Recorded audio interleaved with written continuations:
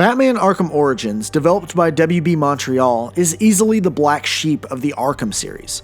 This title came out in 2013, a month before the PS4 and Xbox One, to lukewarm reception. Batman games are like pizza. Even when they're not very good, they're still pretty good. I felt a weird desire to come back to this game, and when I feel inspired, I jump on it. I played the Xbox 360 copy on my Xbox One X, mainly because I didn't want to lug out my PS3 and play it in 720p. I would rather eat a vegetable. Anyway, here's the Arkham game that's much better than you remember.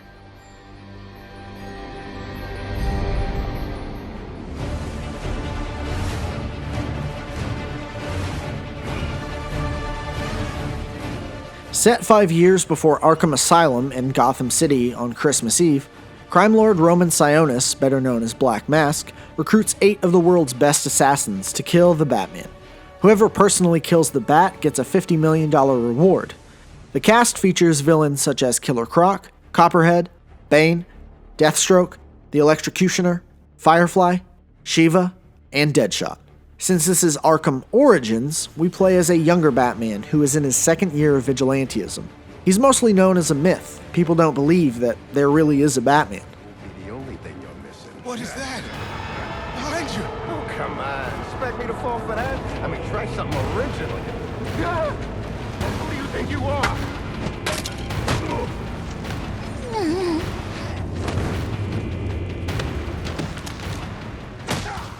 The game starts off with something to prove. It's tonally intense and doesn't mess around. Bruce enters the Batcave ready to suit up, and as he does, the beginning of the story is all laid out for you. All units, code 10 at Blackgate Prison. Communication is down, possible to 11. Delta 6-4 en route. Dispatch 5-9, confirm code 10. This is a breakout. Suspect identified as Black Mask. Repeat, code 10 suspect is Black Mask. Commissioner Loeb is being held captive. Repeat, Commissioner Loeb is 701.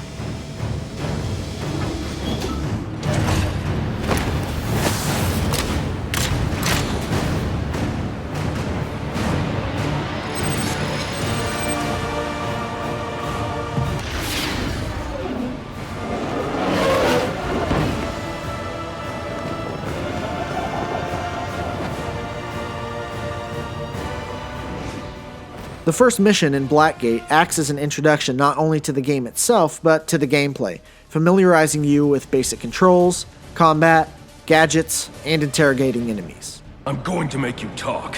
How much pain you endure before that is in your hands. As I mentioned earlier, the game doesn't mess around. Within 15 minutes, you are on the rooftop of Blackgate Prison fighting Killer Croc himself. Thought I caught your scent. I know I caught yours.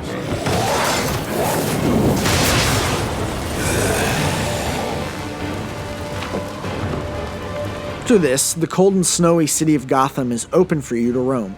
Although Gotham is a huge city, you won't find any citizens on the street, only thugs. There was a mandate set in place for all residents of Gotham City to stay indoors due to harmful weather conditions. A mediocre reason, at best, to keep civilians off the street, but unlikely. I mean, we are currently going through a worldwide pandemic and we have people out and about regardless. These restrictions in Gotham City don't apply to thugs, I guess. Other than the 1 or 2 groups of police officers spread throughout the city, it's all bad guys. You traverse Gotham City with your grapple gun, which attaches to objects and then launches you into a glide. This has always been incredibly satisfying to do, but if you feel yourself getting bored of this, you can fast travel to certain locations with your Batwing. Those fast travel locations need to be, for lack of a better term, unlocked, using your hacking device, the cryptographic sequencer. The only reason these need to be unlocked is because the Riddler has blocked them off using radio towers. This is Batman's first introduction to Edward Nygma himself. Who is this? Think of me as a great big mystery, one you're never going to solve. Enigma, then. Something I really like about this game is the story and characters, mainly how rough and mean and scary this Batman is. He's new and unhinged, which is my favorite Batman. He interrogates enemies in a really rough and brutal way. Seeing this really reminds you that he is still figuring out what he's doing because he's not very threatening in the other games. What I admire so much about the Batman in this game is how much fear he puts into his enemies. What happened?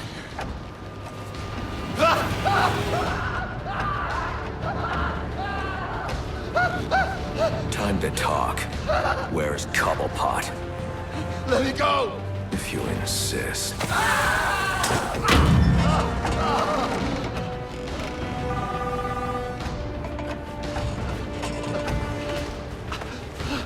Please, stop! Stop! I'll talk.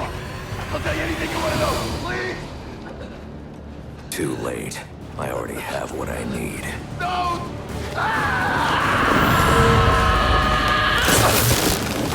You're crazy! You're freaking crazy! This is the stuff I would have wished we would have seen in the other games. As you continue to hunt down Black Mask, the police believe that the Penguin murdered Sionis and his girlfriend in his safe house at Lacey Towers. So, you show up to investigate the crime scene. This feature was many people's favorite part of Origins. You break down crime scenes and unveil clues. You got to be the world's greatest detective. After doing some detective work, we discovered that someone spooked Roman Sionis' girlfriend, so we sent her to his safe house. She was texting Sionis asking him about a man named the Joker, but then she was attacked. Sionis sent a decoy of him, dressed as Black Mask, to investigate so Roman himself can ambush the person behind all of this. He lost the fight with the mystery man, but the person needed him alive. Roman Sionis owns the Gotham Merchants Bank, and he installed biometric security that only he could access. The mystery person beat the tar out of Roman, tied up his girlfriend, set fire to his safe house, and forced Sionis to murder his own loved one. This has got to be the work of the shadow you've been chasing all along, the Joker, and you know just where to find him.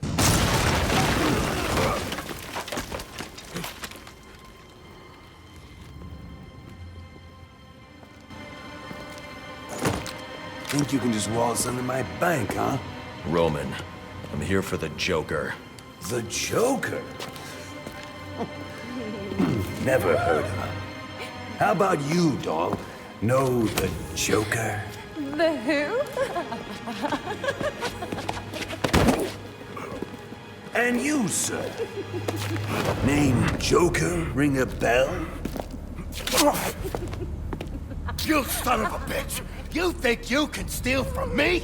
I got away with it? You're a dead man. Dead! Can't you just play along? You're insane!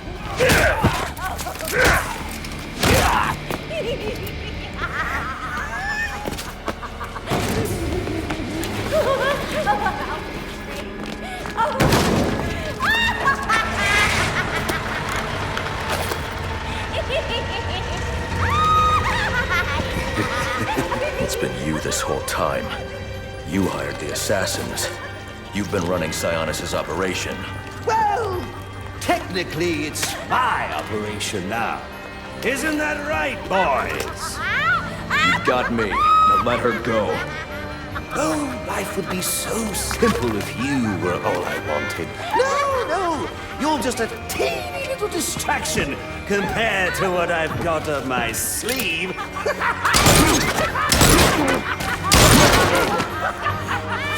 Here, have a laugh on me. Do you hear that? Sounds like 8 tiny reindeer.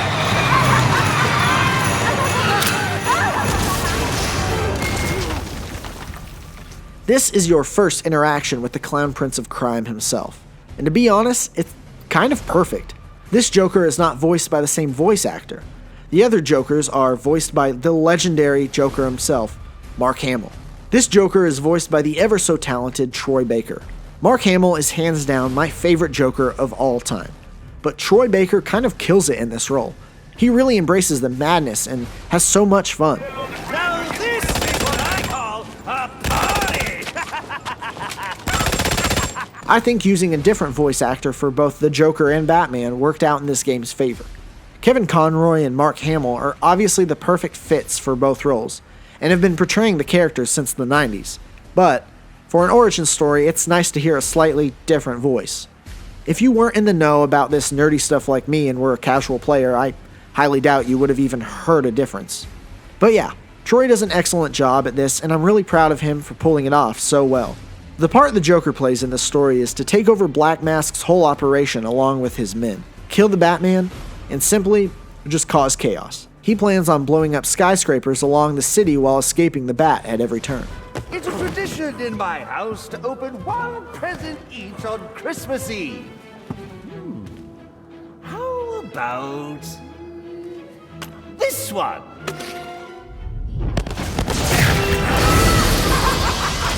At first, the assassins hired to kill you seem like worthy foes and pose an actual threat. But, with most of them, that couldn't be further from the truth. I mean, this is literally the first time you see the electrocutioner. Just think of me as a bat.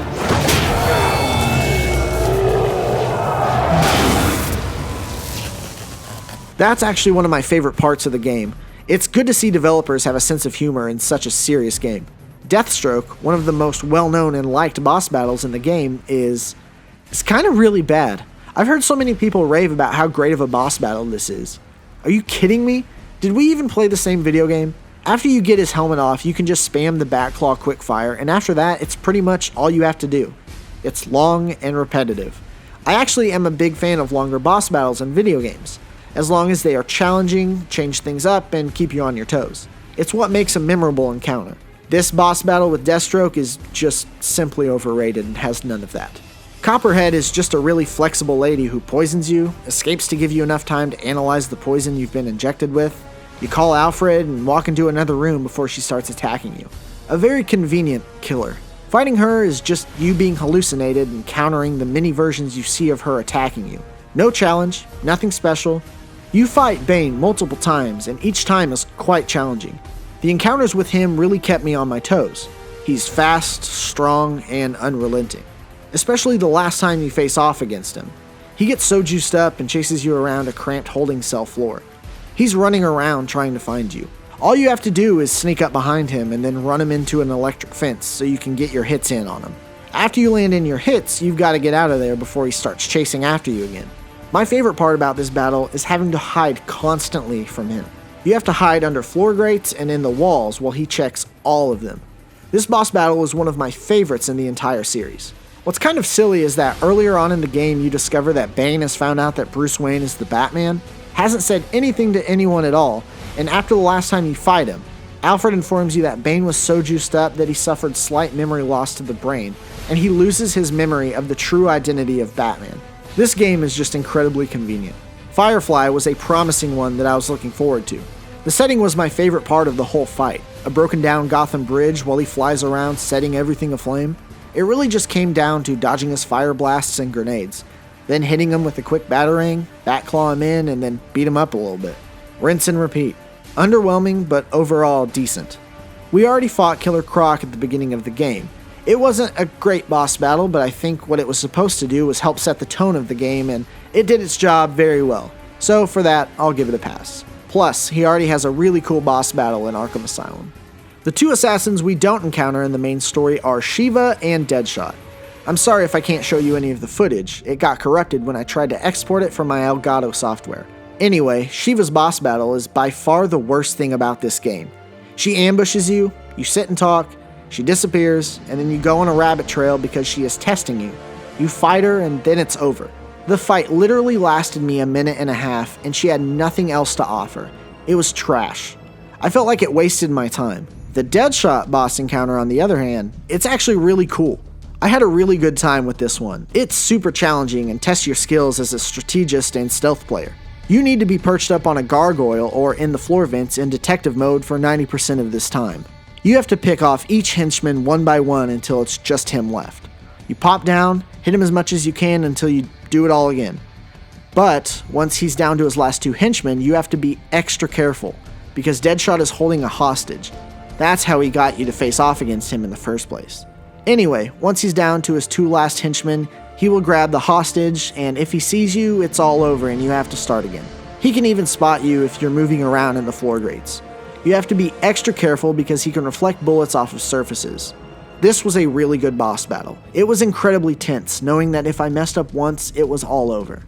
Normally that's something I don't like, but this was the perfect time for it. There are a handful of moments where the acting and storytelling really impressed me, at times even making me tear up. The fighting between Alfred and Bruce. Master Bruce, stop! Master Bruce! Bruce, I will not in good conscience allow you to go! You're outmatched by these assassins. what? You're not some hardened vigilante. You're a young man with a trust fund and too much anger. You're in over your head, and I don't want this to be your end. Alfred, who do you see when you look at me? The boy whose shoes you used to tie every morning? The teenager you drove to his first date? While you are here every night, I am out there. The only thing between the innocent and the predator. Be. No, not may be. I am. When the mugger or the thief stops to think twice, that is fear. That is what I am. That is why they hired assassins, because I am the reason the criminals breathe easier when the sun rises. So no, Alfred, I am not in over my head. Tonight will not be my end, but it will be theirs. Alfred just wants what's best for his scared child he helped raise. Bruce neglects him and really takes him for granted. You can see Alfred's frustration. This all changes when Bane breaks into the Batcave to demolish it, and once Batman arrives to find Alfred, he's dead. Bruce grieves heavily. You see the pain and emotion in him. You see that he lost the only family he had left. He took him for granted. He gives into his rage. Luckily, he restarts Alfred's heart and brings him back to life. Now, Bruce finally realized that they are a team, and to never treat or neglect anyone like that ever again. Especially someone more close to him than anyone else.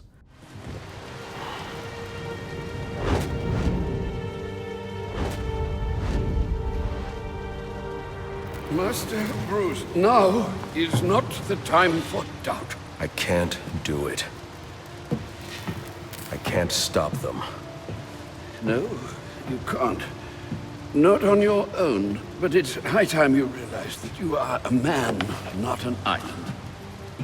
And a man's strength comes not from just brawn and intelligence, but also from his allies. One alert. The Joker has escaped from his cell and is leading the riots at Blacking. Repeat, the Joker has taken over the entire prison. Multiple casualties, multiple hostages. Again, we have lost Blacking. Captain Gordon is calling on anyone for assistance. They need you. No. They need us. This scene was one of, if not my favorite scene in the entire game. I teared up. Batman isn't all doom and gloom. He's a human too. That's what needed to be shown. The last man you fight in the story is indeed the Joker. And I expected so much more. It ended in just QuickTime events. This was a time when QuickTime events were popular, and I like them still to this day, if done well. But not for a seminal boss battle against the main antagonist of the game. This had a lot of potential, and it just didn't pan out. It plays like the developers ran out of time and had to slap it together quickly. And then, the story just kind of ends. All the bad guys go to prison, Gordon and Batman become friends, and you go do side missions. A bit anticlimactic, but that wasn't to say the ride wasn't thrilling. The majority of boss battles were decent at best, but the ones that were good greatly outweigh the ones that were absolute shit. It had its ups and downs, but at the end of it, I thought it was better than people gave it credit for. It does end with a pretty awesome teaser. Figured you'd be by. Sooner or later.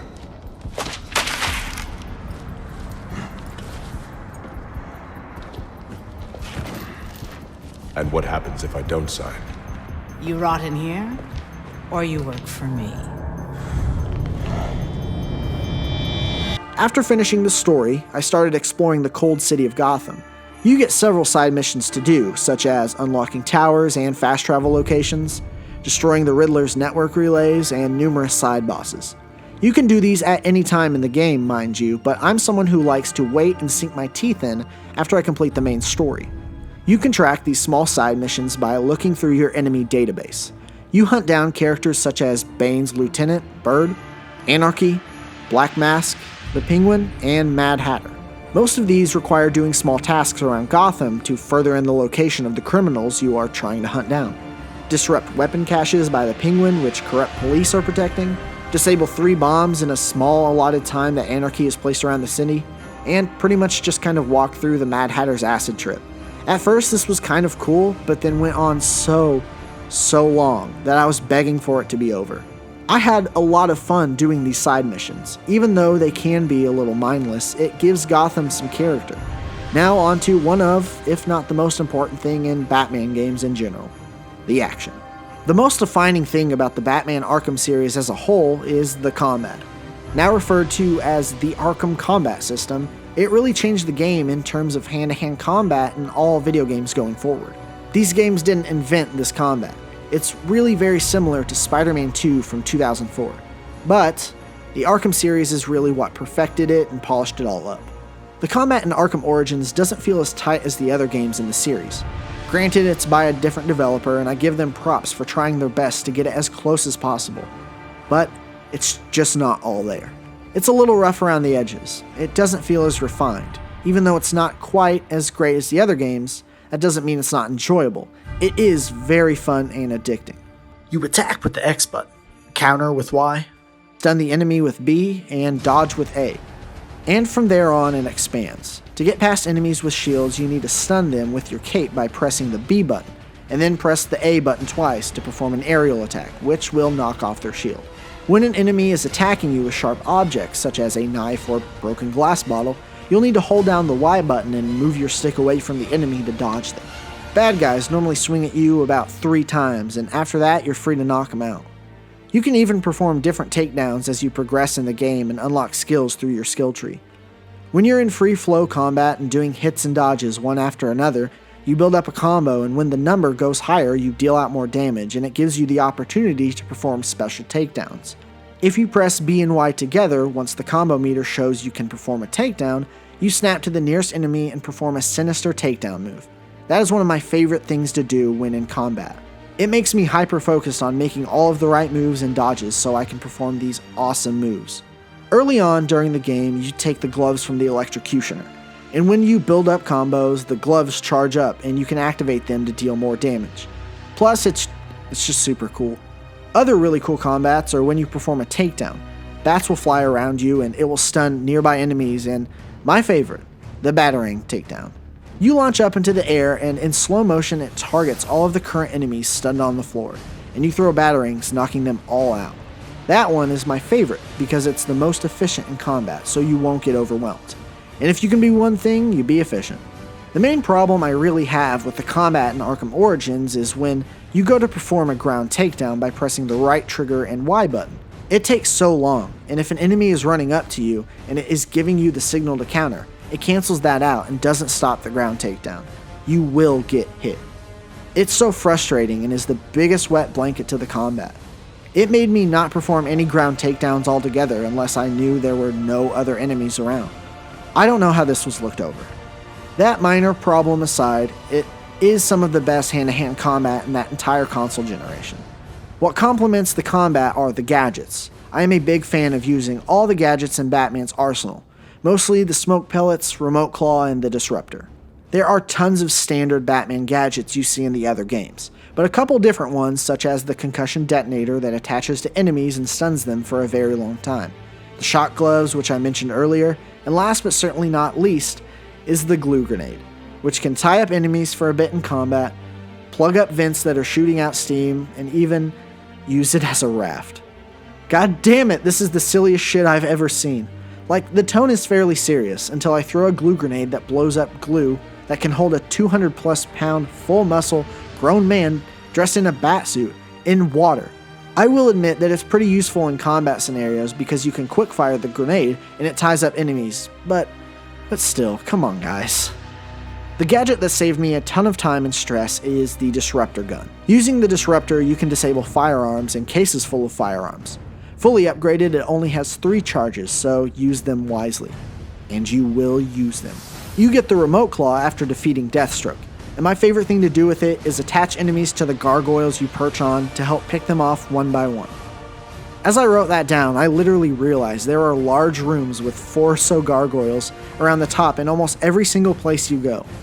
I bet that's like in the city mandate. All buildings in Gotham must have at least one large, very tall room with 4 or so gargoyles on top for perching. Gotham was future-proofing a vigilante, and I low-key respect that. Some of these gadgets can be upgraded in the skill tree menu, like giving the disruptor an extra charge, smoke pellets last longer, concussion grenades are more powerful, etc, etc. I use the skill tree to upgrade select gadgets, but I focus mostly on stealth upgrades, and the gadgets I used the most benefited my stealthy experience. Pretty much what I upgraded immediately were my favorite gadgets that I mentioned earlier. Disruptor, remote claw, smoke pellets. You know, you should have been listening. The skill tree altogether are really good and focuses on the right things that will make you the best Batman you can be. At the start of the game, when you're unlocking skills, you don't really have much to work with. It really starts opening up as you progress through the game. The skill tree for both combat and stealth were tight. They didn't have a bunch of unlockables or situational abilities. It wasn't bloated, and that's the sign of a really good upgrade system. An Arkham series standard returns in the form of combat and predator challenges, which require you to complete certain tasks and objectives to finish the area efficiently and collect all the medals. Although these were never my things in any of the other games, I felt the need to dive into this feature quite a bit this time, and I discovered that I had a lot of fun. The satisfaction you get from being awarded a full 3 medals on a mission is so awesome. You need to be creative to gain the right amount of XP, along with completing your challenges in a good amount of time. It was a great challenge and a great hook. The downside is that aside from the personal accomplishment you feel, all you receive as a reward is concept art. I could not care less about concept art. Granted, I'm not a super die-hard Batman fan like many others, but the developers missed a huge opportunity by not adding in-game costumes to the rewards. I would have spent much more time in this mode if it meant I can unlock cool costumes and skins. Instead, I just bought them. It was not required. I did not feel like I had to for this review, but I did it because I thought it was cool and I liked it. A huge missed opportunity to entice the player to spend more time in your video game. Something you may not have been aware of was that this game has a multiplayer mode. I tried to see if I could drop into a match, but it went how I expected it to. I've actually heard really good things about this game and that it's sort of a hidden gem. But unfortunately, I didn't play the mode upon release and I couldn't now that I'm revisiting it. I can tell you that the multiplayer was not made by WB Montreal Studios, but developed by the studio Splash Damage, who worked on the multiplayer for the last couple of Gears of War games. The soundtrack in this game is actually pretty good. Before I wrap up this review, there is one thing I have yet to mention, and that's the graphics. As a late entry into that console generation, it looks fine. It looks slightly better upscaled on my Xbox One X. It doesn't hold up excellently, but it isn't a total stinker to look at all the time. What's rough as hell is the in-game cutscenes, especially when compared to the pre-rendered ones. The pre-rendered cutscenes are some of the best I have ever seen on that generation of consoles. They are perfect. They were always moody when they needed to be, intense when it called for it, action-packed and over-the-top when appropriate. These cutscenes were absolutely excellent, and I find myself still drooling over them as I look at this footage. I had a great time with this game and really felt the need to make this video because of how much of a bad rap it gets. Yes, it's not the best in the entire series, but it's personally probably my number 2, right under Arkham Knight. Arkham Origins was rough around the edges, with combat not feeling as refined, and in-game cutscenes looking rather rougher than my ex-wife. Majority of boss battles are underwhelming. Not much of a challenge or threat, and the final boss encounter is lackluster.